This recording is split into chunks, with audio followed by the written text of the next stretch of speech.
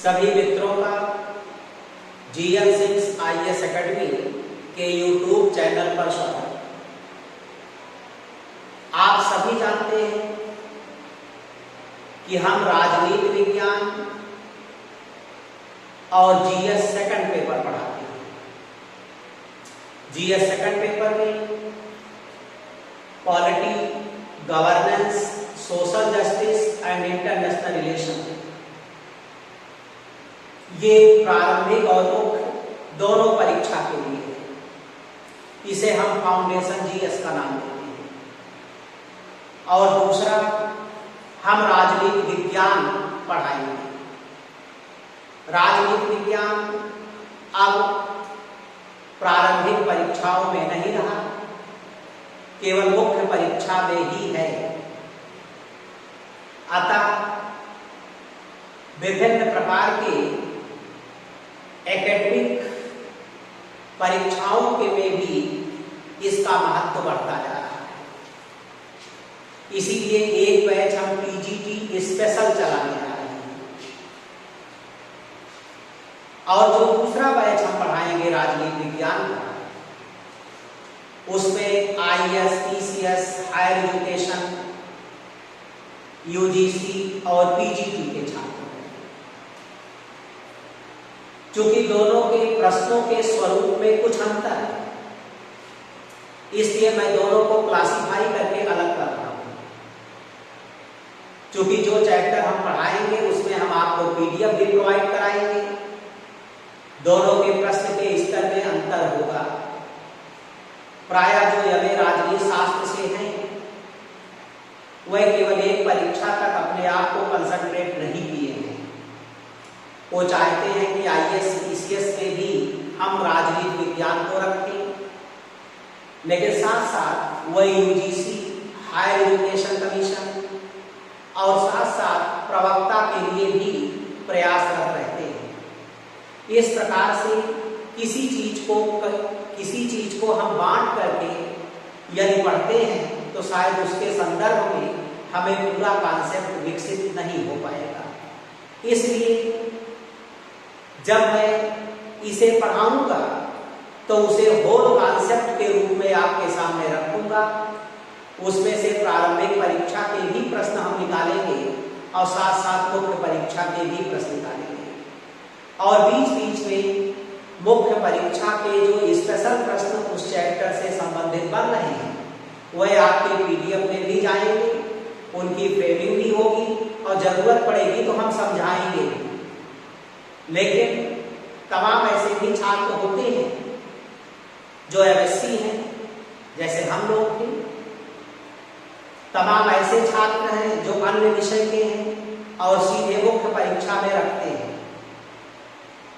तो वह सोचते हैं कि हम केवल मेंस का पढ़ रहे हैं, लेकिन इससे वह सफलता हासिल नहीं कर सकते, क्योंकि विषय का जब तक कॉन्सेप्ट नहीं होगा वह मुख्य परीक्षा में बेहतर प्रदर्शन नहीं कर पाएंगे। इसलिए वह इस गलतफहमी को दूर कर दें। आज हम राजनीतिक चिंतन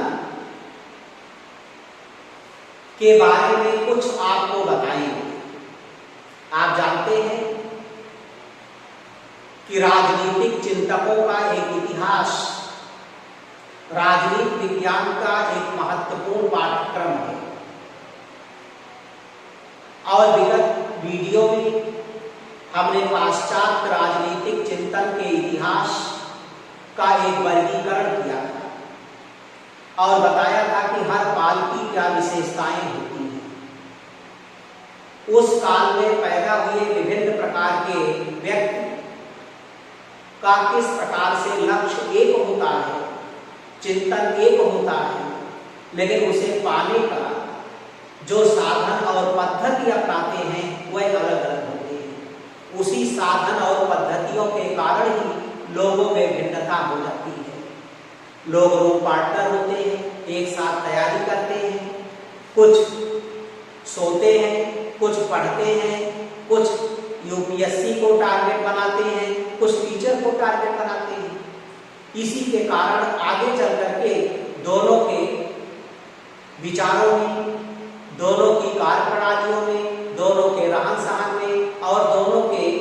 लाइफ लेवल में स्पष्ट अंतर दिखाई पड़ जाता है। हम जानते हैं कि जो राजनीतिक चिंतन है उसे दो भागों में बांटा गया है और ये आपके पाठ्यक्रम में भी रखा गया है। एक पाश्चात्य राजनीतिक चिंतकों का इतिहास है और एक भारतीय राजनीतिक चिंतकों का इतिहास है। तो आज हम भारतीय राजनीतिक चिंतन की क्या विशेषताएं हैं इसी पर थोड़ा सा प्रकाश डालेंगे और जब हम आपको प्रॉपर चैनल में पढ़ाएंगे तो हम एक एक चीजों पर प्रकाश डालते हुए, बताते हुए, क्वेश्चन बताते हुए, साथ साथ पीडीएफ प्रोवाइड करते हुए, जरूरत पड़ी तो टेस्ट लेते हुए आगे बढ़ेंगे और हम प्रयास करेंगे कि हम ऑफलाइन से भी बेहतर ऑनलाइन में अपना प्रदर्शन करें।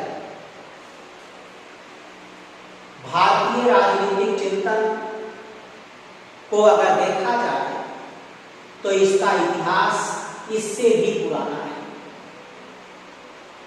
और बहुत सारे चिंतन जो भारतीयों के द्वारा दिए गए उसी चीज को आगे चलकर क्रमबद्ध तरीके से इन्होंने यूरोप यानी यूनानियों ने रखा और आगे चलकर यूरोप ने विकसित किया, इसलिए पाश्चात्य बना। जो भारतीय राजनीतिक चिंतन है उसे हम हिंदू चिंतन के नाम से भी जानते हैं और यह अगर देखा जाए तो वैदिक काल से ही प्रारंभ हो जाता है और मुसलमानों के शासन स्थापित होने तक कहीं ना कहीं से यह चिंतन प्रधान रूप में विकसित रहा।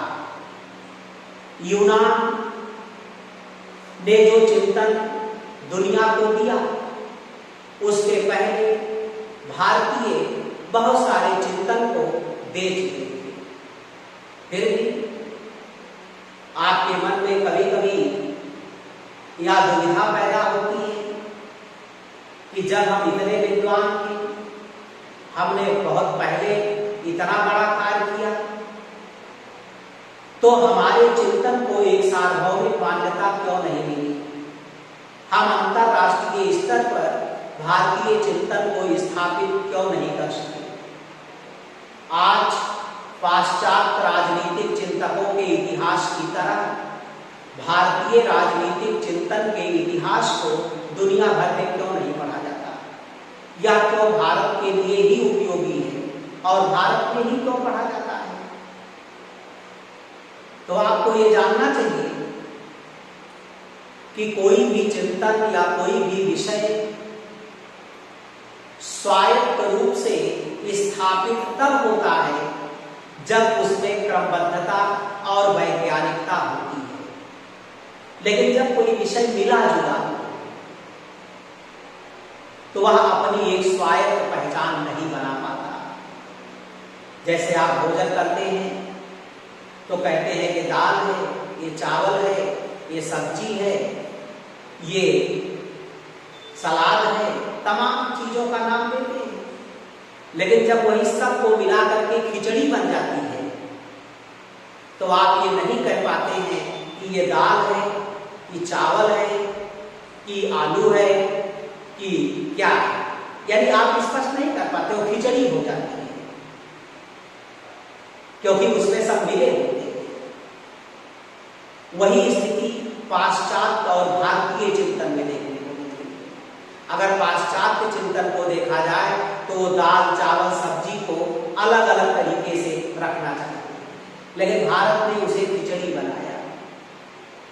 इसीलिए कहा भी जाता है कि राजनीतिक चिंतन का उदय तो यूनान में हुआ, यूनानी ही इसके जनक कहलाए, लेकिन इसका विकास यूरोप में हुआ और यूरोप में विकास होने के कारण हम यूरोप को वेस्टर्न या पाश्चात्य के नाम से जानते हैं, तो उसे पाश्चात्य राजनीतिक चिंतन कहते हैं। और यूनानियों को राजनीतिक चिंतन को जन्म देने का श्रेय क्यों गया? इसलिए गया क्योंकि उनके चिंतन में क्रमबद्धता थी, वैज्ञानिकता थी। उन्होंने तर्कों के साथ उसको प्रस्तुत किया और सिद्ध करने का प्रयास किया। ऐसा माना जाता है कि दार्शनिक राजनीति के जनक प्लेटो और राजनीति विज्ञान के जनक अरस्तु कहलाते हैं, क्योंकि राजनीति में क्रमबद्धता और वैज्ञानिकता सर्वप्रथम उन्होंने ही लाया। लेकिन प्लेटो ने भले दार्शनिक राजनीति विज्ञान को जन्म दिया, लेकिन उन्होंने अपने आदर्शों को भी जो प्रस्तुत किया उसको भी तर्कों के साथ प्रस्तुत किया और सिद्ध करने का प्रयास किया। इसीलिए प्लेटो एक महान दार्शनिक विचारक के रूप में दुनिया में प्रसिद्ध है। और आप देखते हैं कि जब आप दर्शन शास्त्र पढ़ते हैं आईएएस और पीसीएस में, तो प्लेटो और अरस्तु को आप आईएएस पीसीएस की मुख्य परीक्षा के फिलॉसफी में भी पढ़ते हैं। वही प्लेटो का यहाँ दार्शनिक राजा है, तो वही फिलॉसफी के सिलेबस में प्रत्ययवाद है। इस प्रकार से जो भारतीय राजनीतिक चिंतन था उसमें क्रमबद्धता और वैज्ञानिकता का अभाव था। एक प्रकार से देखें तो आप ये भी कह सकते हैं कि इनके पास कोई प्रोफेशनल व्यू नहीं था, कोई व्यावसायिक दृष्टिकोण नहीं था। यही कारण है कि यहां पर इतिहास, राजनीति शास्त्र, अर्थशास्त्र सबका मिला जुला अध्ययन हुआ और किसी एक विषय को अलग नहीं किया जा सकता। यही कारण है कि भारतीय राजनीतिक विज्ञान के जनक के रूप में कौटिल्य का नाम आता है। और देखा जाए तो कौटिल्य अरस्तु के भी पहले थे। कौटिल्य की प्रसिद्ध पुस्तक का नाम अर्थशास्त्र है, लेकिन संबंध राजनीति से, वर्णन दंड नीति का है और इतिहास का विषय बना। तो इतिहास, राजनीति शास्त्र, अर्थशास्त्र, दंड नीति सबका मिला जुला अध्ययन है। इसमें क्रमबद्धता और वैज्ञानिकता का अभाव है। यही कारण है कि कौटिल्य के विचारों को अंतरराष्ट्रीय स्तर पर मान्यता नहीं मिली। यद्यप जो बातें कौटिल्य ने कही वही बात अरस्तु ने भी बहुत कुछ कही और वाक्यावली भी चल करके उसे फॉलो किया, लेकिन कौटिल्य को कुछ नहीं मिला, भारत को कुछ नहीं मिला। जहां राजनीति विज्ञान के जनक अरस्तु बन गए, वही आधुनिक राजनीति विज्ञान के जनक वाक्यावली बन गए, लेकिन अरस्तु क्या बने? यहां तक कि हमको कहना पड़ा कि ये जो कौटिल्य है ये भारत के अरस्तु हैं, ये भारत के वाक्यावली हैं, लेकिन हमारी किसी ने तुलना नहीं की। तो इसका मूल कारण क्रमबद्धता और वैज्ञानिकता है। इसीलिए जब हम किसी विषय वस्तु को क्रमबद्ध और वैज्ञानिक तरीके से प्रस्तुत नहीं करते तो वह कभी भी अपनी एक स्वायत्त पहचान नहीं बना पाती और उसे कभी भी एक सार्वभौमिक मान्यता नहीं मिलती। जिस प्रकार से आप इसी भीड़ में खोकर रह जाएंगे तो आपकी अपनी एक पहचान नहीं बन पाएगी, लेकिन भीड़ से अलग थलग जब आप एक नया कोई कार्य करते हैं और अपने आप को एक नए तरीके से समाज में प्रस्तुत करते हैं तो आपकी एक अलग पहचान बन जाती है, वरना जिंदाबाद के नारे सभी लगाते रहते हैं।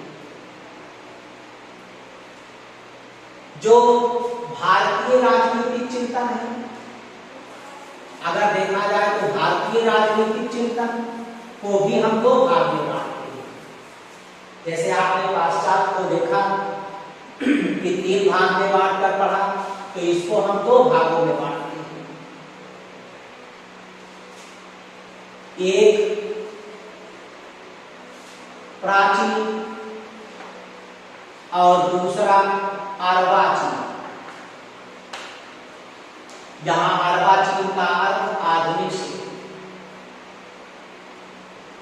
और प्राचीन राजनीतिक चिंतकों में हम मनु को, शुक्र को, बृहस्पति को, भीष्म को, कौटिल्य को आदि को रखते हैं। लेकिन मुख्य रूप से जब आप परीक्षा देते हैं, चाहे जिसकी परीक्षा दे रहे हैं, यहां तक कि आईएएस पीसीएस की मुख्य परीक्षा भी दे रहे हैं, तो मुख्य रूप से मनु और कौटिल्य का नाम आता है। जैसे प्राचीन में प्लेटो और अरस्तु का नाम आता है, वैसे मनु और कौटिल्य का नाम आता है। वैसे मनु राजनीति शास्त्री का समाज शास्त्री ज्यादा है, इसीलिए मनुस्मृति एक राजनीतिक ग्रंथ ना होकर एक कानूनी ग्रंथ है। और मनुस्मृति का आधार वेद है, और वेद में वर्ण व्यवस्था का वर्णन है, और मनु ने भी इस व्यवस्था को बताने का प्रयास किया। कौटिल्य में कुछ क्रमबद्धता है, कुछ नैतिकता के साथ वैज्ञानिकता है, इसलिए इन्होंने भारत में अपनी एक अलग पहचान बनाई और भारतीय राजनीति शास्त्र के जनक के रूप में प्रसिद्ध हुए। मध्यकाल चूंकि धार्मिक युग है, यहां पर मुसलमानों का आधिपत्य था, किसी प्रकार का कोई भारतीय चिंतन पैदा नहीं हुआ। लेकिन आगे चलकर जब हमने स्वतंत्रता आंदोलन की लड़ाई लड़ी अंग्रेजों के विरुद्ध, तो तमाम महान स्वतंत्रता संग्राम सेनानी आए, वह महान चिंतक भी थे। उनके विचारों ने स्वतंत्रता आंदोलन को आगे बढ़ाया, उन्होंने खुद भी उसमें हिस्सेदारी किया, और उनके चिंतन को आज अर्वाचीन भारतीय राजनीतिक चिंतन के रूप में हम देखते हैं। और यही आईएएस और पीसीएस की मुख्य परीक्षाओं में भी टिप्पणी के रूप में या कभी कभी फुल क्वेश्चन के रूप में पूछे जाते हैं। साथ साथ हायर एजुकेशन, पीजीटी, यूजीसी की परीक्षाओं में पूछे जाते हैं। यहाँ पर हम देखते हैं कि इसकी शुरुआत भारत में 19वीं शताब्दी से मानी जाती है, जब 1828 में राजा राममोहन राय ने ब्रह्म समाज की स्थापना किया। अब ये 19वीं शताब्दी हो गया, 1899 तक 19वीं होगा, जैसे 1900 आ जाएगा वैसे 20वीं शताब्दी हो जाएगा, यानी 100 साल एडवांस चलता है शताब्दी। शताब्दी का मतलब है 100 साल। और यहां से ये चिंतन सब शुरू हुआ, यहां से कुछ आधुनिकता आई। क्यों?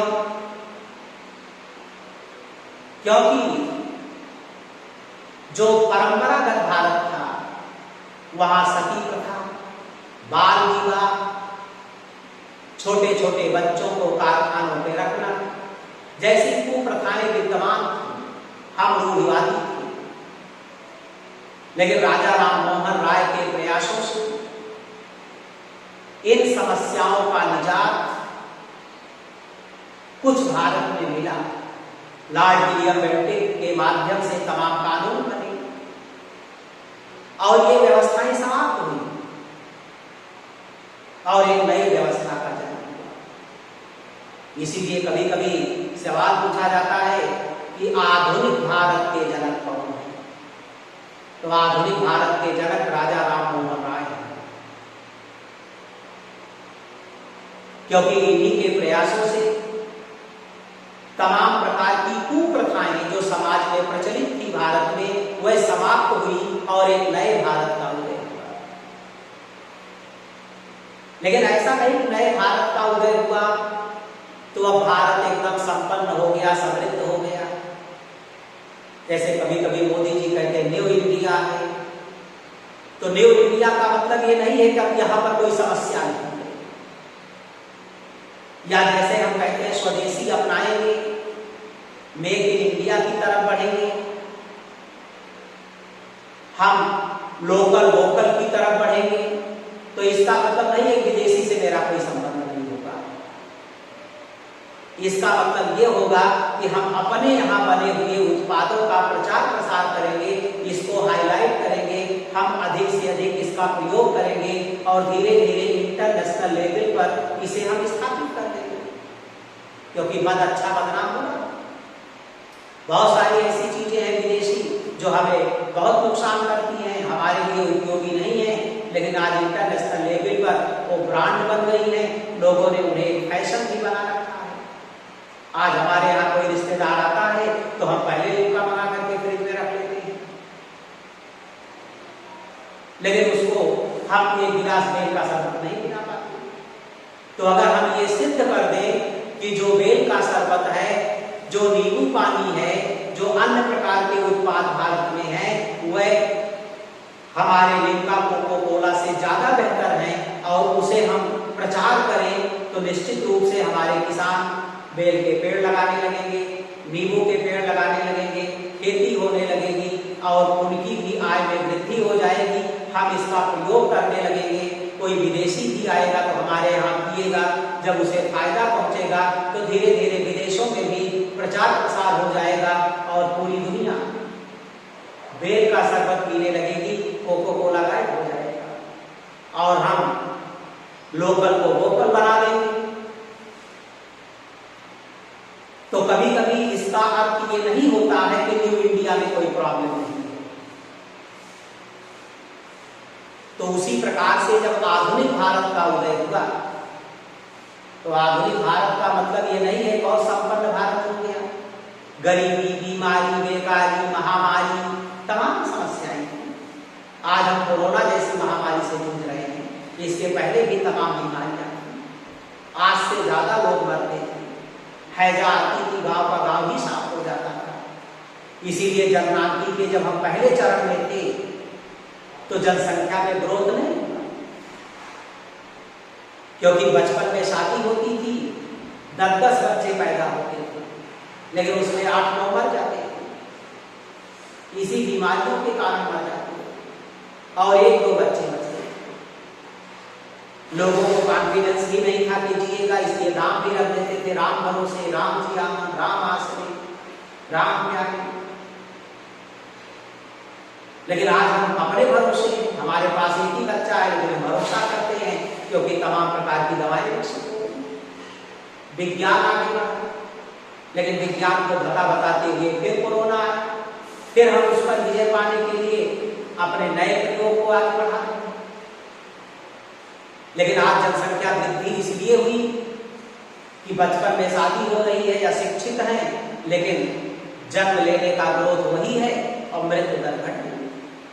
तो जनसंख्या वृद्धि का कारण जनसंख्या वृद्धि का कारण जन्म दर नहीं है, बल्कि उसका कारण मृत्यु दर में कमी है, और जन्म दर वैसे बनी हुई है, इसलिए लोग कहते हैं जनसंख्या विस्फोट हो। तो ऐसी परिस्थितियों में जो आधुनिक भारत के जनक राजा राम मोहन राय को बने, लेकिन आधुनिक भारत के निर्माता पंडित नेहरू कहलाते, क्योंकि नेहरू ने तमाम पंचवर्षीय योजना और तमाम योजनाएं बनाकर भारत को उसकी पुरानी समस्याओं से, गरीबी, बेकारी, महामारी से कुछ निजात दिलाने का प्रयास किया।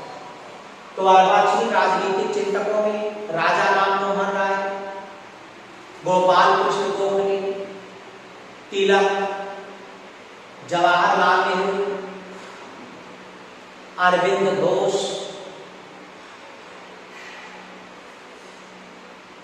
जिन्ना का भी नाम लिया जाता है, और भी तमाम परीक्षाओं पे जाते हैं तो हायर एजुकेशन और यूजीसी वगैरह में कभी कभी कबीर का भी नाम ले लिया जाता है, उनकी भी जीवनी और चिंतन के बारे में देखा जाता है। डॉक्टर भीमराव अंबेडकर का नाम आता है, जयप्रकाश नारायण, राम मनोहर लोहिया, अरविंद घोष आदि ये भारतीय राजनीतिक चिंतक के रूप में उभरी। यद्यपि इनका योगदान भारतीय स्वतंत्रता आंदोलन में भी है, इसीलिए लाभ इतिहास में मिलता है, एक लाभ राजनीति में मिलता है। क्योंकि दोनों सोशल साइंस के हिस्सा हैं, इसलिए स्वाभाविक है कि उसमें समानता हो, लेकिन फिर भी दोनों को एक मान लेना भूल है। क्योंकि जब राजनीति में वही प्रश्न आएंगे तो उनका दृष्टिकोण बहुत कुछ राजनीतिक होगा, पॉलिटिकल होगा, लेकिन वही प्रश्न इतिहास में अगर आते हैं तो हो सकता है कि उनका सारा दृष्टिकोण हो सकता है। एक महामानव की चर्चा भी मैंने नहीं किया, महात्मा गांधी की, जहां हर बार प्रश्न परीक्षा में पूछे जाते हैं, गांधी के बिना प्रश्न पत्र अधूरा। तो इसलिए ये सब राजनीतिक चिंतन के रूप में और इन्हें हम पढ़ते हैं। लेकिन जब कोई चिंतन होता है तो उसकी अपनी एक विशेषता, एक कैरेक्टर होता है और उसी के इर्द गिर्द वह घूमता है। सबका उद्देश्य लगभग एक होता है, उसी के इर्द गिर्द घूमता है। जैसे अगर हम पाश्चात्य राजनीतिक चिंतन की विशेषता को, यानी भारतीय राजनीतिक चिंतन की विशेषता को देखें कि चिंतन की क्या विशेषता है, और प्राचीन में मुख्यतः मनु और कौटिल्य, और किस चीज के इर्द गिर्द इनकी सारी विशेषता घूमती है, उन्हीं बिंदुओं पर सभी लोग बोलेंगे, लेकिन क्योंकि अलग अलग समय में है, इसीलिए उसी पर बोलने का दृष्टिकोण में भिन्नता है। वह अपनी परिस्थितियों के अनुसार बात रखेंगे, वह अपनी परिस्थितियों के अनुसार रखेंगे। तो चिंतन की पहली विशेषता है कि संपूर्ण भारतीय राजनीतिक चिंतन धर्म पर आधारित है। ये सबसे महत्वपूर्ण है। संपूर्ण भारतीय राजनीतिक चिंतन धर्म पर आधारित है, यानी यहां सर्वाधिक महत्व धर्म को दिया गया है।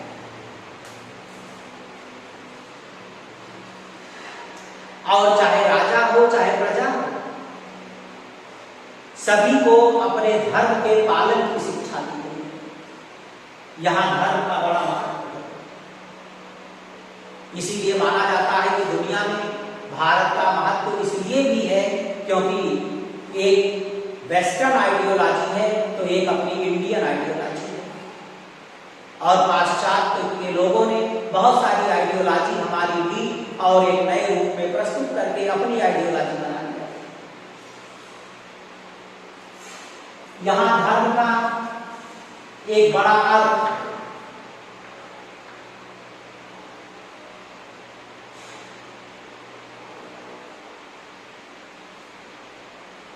और कभी कभी लोग सोचते हैं कि ये नाम, इसकी कोई अंग्रेजी नहीं है। जैसे कोई कह दे कि चंद्र प्रकाश, तो उसकी अंग्रेजी मून लाइट नहीं लिखा जाए, चंद्र प्रकाश ही लिखा जाए। किसी ने सूर्य प्रकाश कह दिया तो उसकी अंग्रेजी सनलाइट नहीं होगी। किसी ने रोशनी, किसी लड़की का नाम है तो उसको अंग्रेजी में लाइट नहीं बुलाया जाएगा। इंडिया की अंग्रेजी हिंदी भारत नहीं है। ये सब अपनी अपनी आइडियोलॉजी है।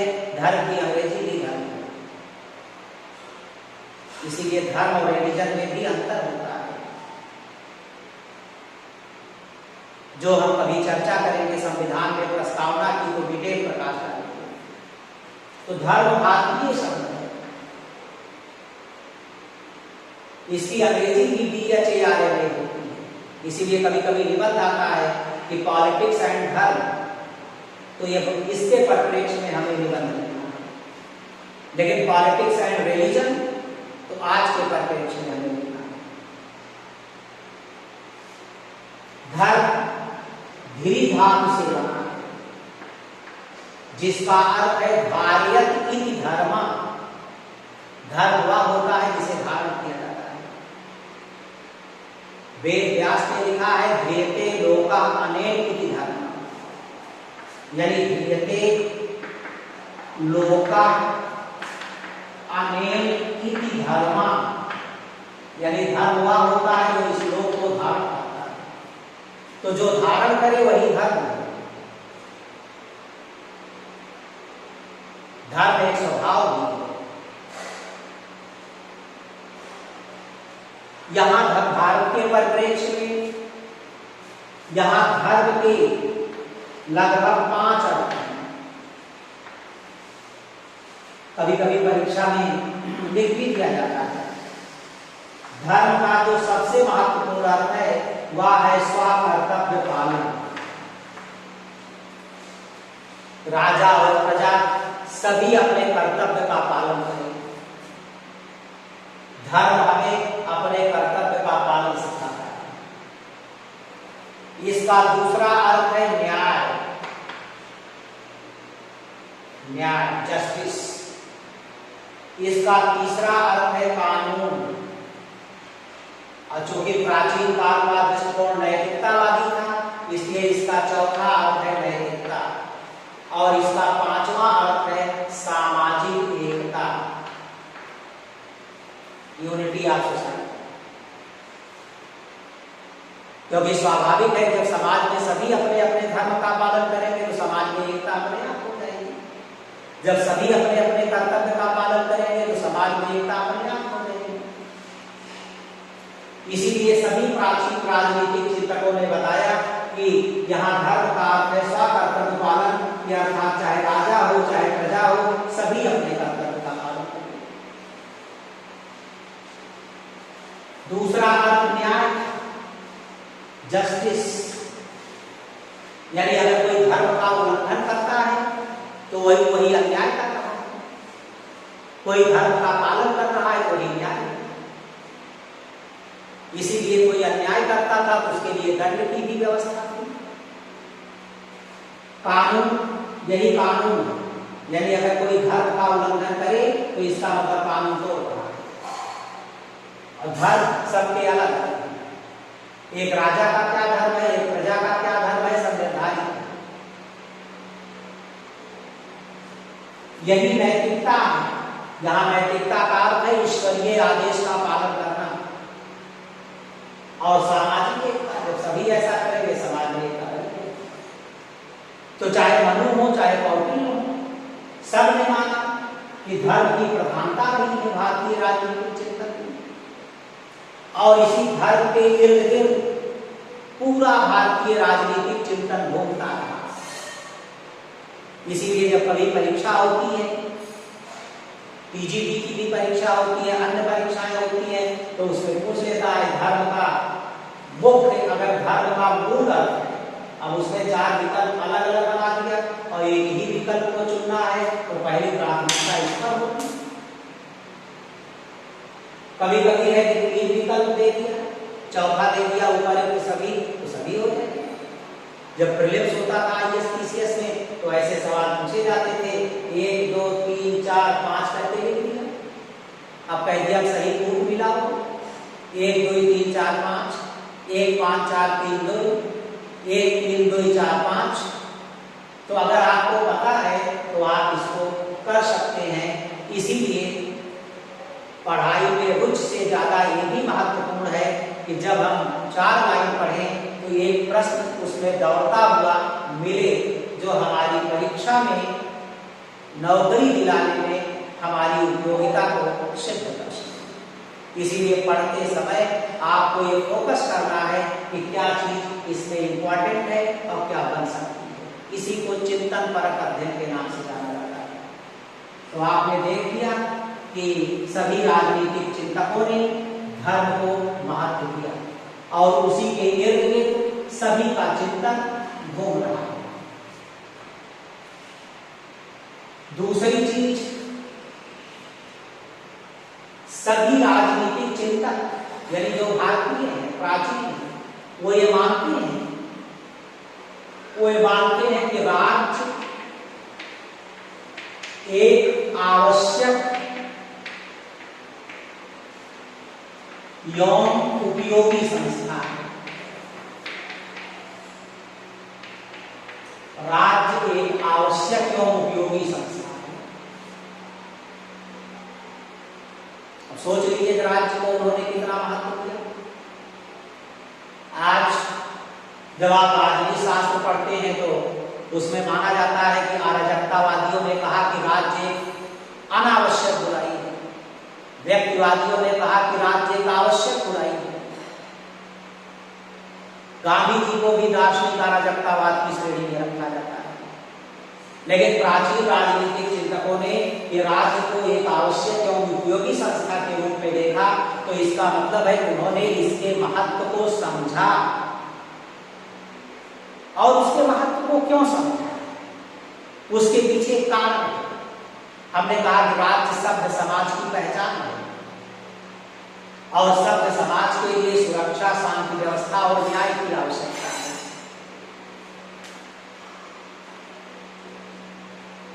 और इसी को बनाए रखने के लिए राज्य आता है। अगर ऐसा नहीं होगा तो लोग समाज में रहकर अपने उद्देश्यों को नहीं पूरा कर पाएंगे, बलशाली निर्बल को प्रताड़ित करेगा। क्योंकि भारतीय राजनीतिक चिंतन में पुरुषार्थ को बहुत महत्व दिया है। पुरुषार्थ का मतलब ये पुरुष धन अर्थ, इसका मतलब है पुरुष होने का अर्थ। यहाँ आप ये भी समझेंगे कि अगर आप पुरुष हैं तो आपके पुरुष होने का अर्थ क्या है। आपको पुरुष क्यों बनाया गया, स्त्री क्यों नहीं बनाया गया। लेकिन आज जो स्त्रियां हैं, जो महिलाएं हैं, जो लड़कियां हैं, जो छात्राएं हैं, वह पुरुष का कार्य कर रही हैं और पुरुष अपने अर्थ को समझने में नाकाम हो रहे हैं। यहाँ पुरुषार्थ 4 बताया गया भारत में: धर्म, अर्थ, काम और मोक्ष। ये 4 पुरुषार्थ। जो धर्म, अर्थ और काम है, इसकी प्राप्ति मनुष्य को इस संसार में करना होता है। तो मनुष्य इस संसार में करेगा तो कहां करेगा, राज्य में करेगा। धर्म का मतलब है अपने कर्तव्य का पालन, ये चीजें जो नहीं करेगी। अर्थ का मतलब है धन कमाना, क्योंकि धन कमाना आपका पुरुषार्थ है। जो पुरुष अर्थ नहीं कमा सका उसका जीवन ही व्यर्थ हो गया। इसलिए आपकी पहचान भी इससे है। ये योग्यता का प्रतिबिंब है, ये आपके परिश्रम का भी प्रमाण है। इसलिए धन सबको कमाना चाहिए, लेकिन कमाने का तरीका सकारात्मक होना चाहिए, अपने खून और पसीने का होना चाहिए। और काम का मतलब है संतानोत्पत्ति। इसीलिए आपने देखा कि प्राचीन काल में जिनके पास कोई संतान नहीं होती थी उनको हे दृष्टि से देखा जाता। और भारत जैसा देश पितृसत्तात्मक समाज रहा, इसलिए बच्चों को ज्यादा महत्व मिला, लड़कियों को ज्यादा महत्व नहीं मिला। यहाँ तक कह दिया गया कि अगर बेटा नहीं होगा तो कौन मरने के बाद पिंडा देगा, और पिंडा नहीं पाएगा तो पिंड नहीं छोड़ेगा, भूत बनकर रहता रहेगा, उसे मोक्ष नहीं होगा। इसी चक्कर में लड़कियों को हे दृष्टि से देखा गया और पुरुष प्रधान समाज में महिलाओं को दबा दिया। यही कारण है कि जब भारत का संविधान बना तो दोनों में कैसे बराबरी आई, इसलिए महिलाओं को तमाम सुविधाएं दी गई। अब यहाँ पर बताया जा रहा है कि अगर इन तीनों को प्राप्त करने में राज्य मदद करेगा, अगर कोई व्यक्ति किसी के पुरुषार्थ को प्राप्त करने में बाधा डाल रहा है तो राज्य उसकी मदद करेगा। और जब ये तीनों प्राप्त हो जाएंगे तभी उसे मोक्ष होगा। मोक्ष अंतिम उद्देश्य है। भारतीय दर्शन में भी मोक्ष को प्राथमिकता मिली। और तीसरी चीज है कि जो राज्य है वह एक प्रकार से मातृत्व और पितृत्व है, यानी माता पिता के पुत्र है। तो प्राचीन भारतीय राजनीतिक चिंतन में यह दिखाया गया कि राजा और प्रजा में कोई अंतर नहीं है। प्रजा पुत्र है, राजा पिता है। तो जो एक पिता अपने पुत्र के साथ व्यवहार करता है, जो सुविधाएं देता है, वो सुविधाएं राजा प्रजा को दे और प्रजा जो महत्व अपने पिता को देता है वो महत्व राजा को। इसीलिए कौटिल्य ने कह दिया है, हमने एक आध वीडियो में और भी चर्चा किया है कि प्रजा सुखे सुखम राज्ञा प्रजा नाच्य हिते हितम ना आत्म प्रियम हितम तू राज्ञा प्रजा तू हिते, कि प्रजा के हित में राजा का हित देखा, राजा ही राज्य। इसीलिए कभी कभी तमाम परीक्षाओं में भी पूछा गया कि कौटिल्य का राज्य है या प्राचीन काल का राज्य है, तो अगर हमारे पास कोई विकल्प नहीं होता तो हम कह देते हैं लोक कल्याणकारी राज्य। लेकिन आज के लोक कल्याणकारी राज्य और तब के लोक कल्याणकारी राज्य में अंतर है। लेकिन हम जनरली उस अर्थ में कह देते हैं, आज 20वीं शताब्दी के लोक कल्याणकारी राज्य की अवधारणा दूसरी है, लेकिन तुलनात्मक रूप से जनरली कहते हैं।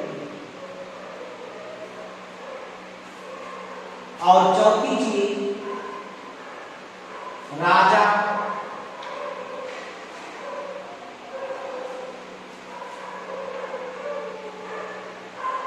राज्य में शीर्ष पर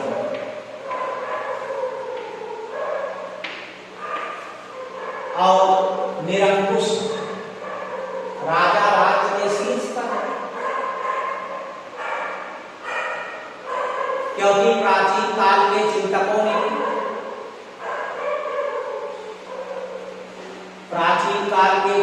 ने ये माना कि राजा की तुलना शरीर से की, इसीलिए कौटिल्य वगैरह के सिद्धांत को हम शरीर सिद्धांत नहीं कहते।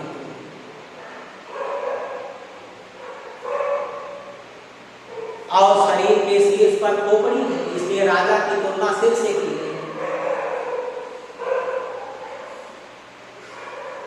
और माना गया कि राजा राज्य में श्रेष्ठ है, और चूंकि सिर पर किसी का अंकुश नहीं है इसलिए राजा निरंकुश है। लेकिन निरंकुश होने का अर्थ नहीं है अत्याचारी है, क्योंकि राजा पर भी धर्म का प्रतिबंध है, माने स्वकर्तव्य का। इसीलिए भारतीय राजा और पाश्चात्य राजा में अंतर देखा जाता है कि जो भारतीय राजा है वह निरंकुश तो है लेकिन अत्याचारी नहीं, क्योंकि उस धर्म के अधीन है। लेकिन जो पाश्चात्य राजा है वह निरंकुश भी है और अत्याचारी भी है, क्योंकि उस पर किसी का प्रतिबंध नहीं है।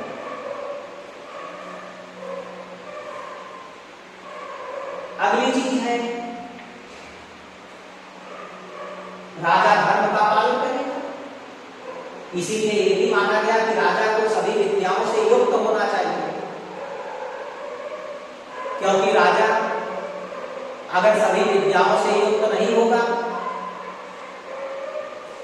तो वह धर्म के महत्व को या धर्म के मर्म को समझ नहीं पाएगा।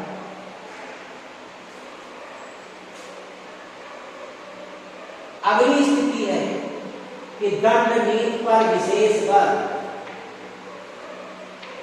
कभी कभी सवाल भी किया जाता है कि प्राचीन काल के चिंतकों ने किसको सर्वाधिक महत्व दिया, तो परीक्षा में चिन्ह लग गया दंड नीति पर सर्वाधिक बल। दंड नीति पर सर्वाधिक बल ये बड़ा इंपॉर्टेंट क्वेश्चन है कि अर्थशास्त्र में भी किसको सर्वाधिक महत्व दिया गया, चिन्ह लग गया दंड नीति। तो दंड नीति पर सर्वाधिक बल। यहां माना गया कि राजा ही दंड है, दंड ही राजा है। और राजा अगर दंड नीति में कुशल नहीं है तो शासन नहीं चला सकता, क्योंकि दंड नीति का अर्थ है शासन कला में पारंगतता।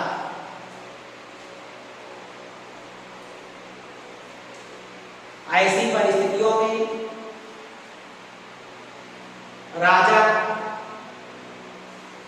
उन्हें दंड देगा जो अपने धर्म का पालन नहीं करेंगे। इसीलिए तमाम लोगों ने माना कि जनता पढ़ी लिखी नहीं है, समझदार नहीं है, इसीलिए तो राजा की आवश्यकता है। क्योंकि अगर धर्म का पालन नहीं करेगी तो ना तो न्याय की स्थापना हो पाएगी, ना तो सामाजिक एकता बन पाएगी, ना तो कानून अक्षुण्ण रह पाएगा।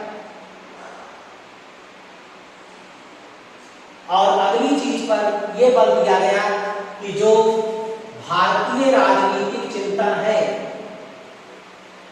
उसका झुकाव आध्यात्मिकता की ओर। अब यहां आध्यात्मिकता का मतलब है कि सभी ने यह माना कि ईश्वर ने राजा को क्यों बनाया, क्योंकि समाज में विषमता थी कि राजा जाए, दुष्टों का संहार करे और जो सज्जन पुरुष हैं उनकी रक्षा करे। तो चाहे मनु हो चाहे कौटिल्य हो, सभी ने इस बात को स्वीकार किया कि राजा को ईश्वर ने इसलिए बनाया है, राजा पृथ्वी पर इसलिए आया है ताकि वह दुष्टों का संहार करे और सज्जन पुरुषों की रक्षा करे।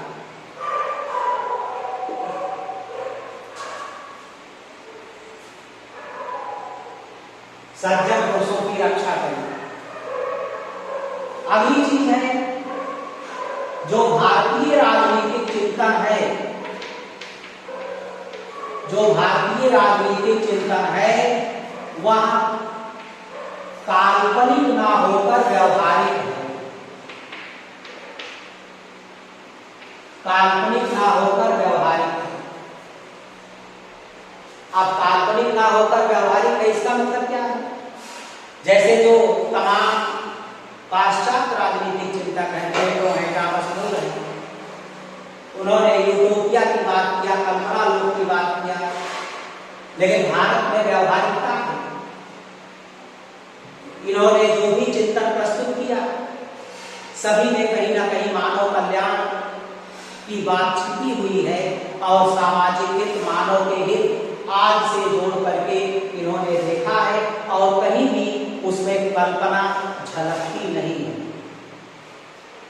और इसका लास्ट बिंदु है कि सभी भारतीय राजनीतिक चिंतन में साप्तांग सिद्धांत पर बल दिया गया। साप्तांग सिद्धांत पर बल दिया गया। साप्तांग का मतलब होता है कि राज्य के साथ अंग और इन्हीं अंगों से मिलकर के राज्य बना हुआ है। इसीलिए अंग और अंगी के संबंध को सायोगी सिद्धांत भी कहते हैं। इसीलिए भारत में राज्य के स्वरूप को सायोगी भी माना गया। इसीलिए इसको शरीर सिद्धांत के रूप में भी देखा जाता है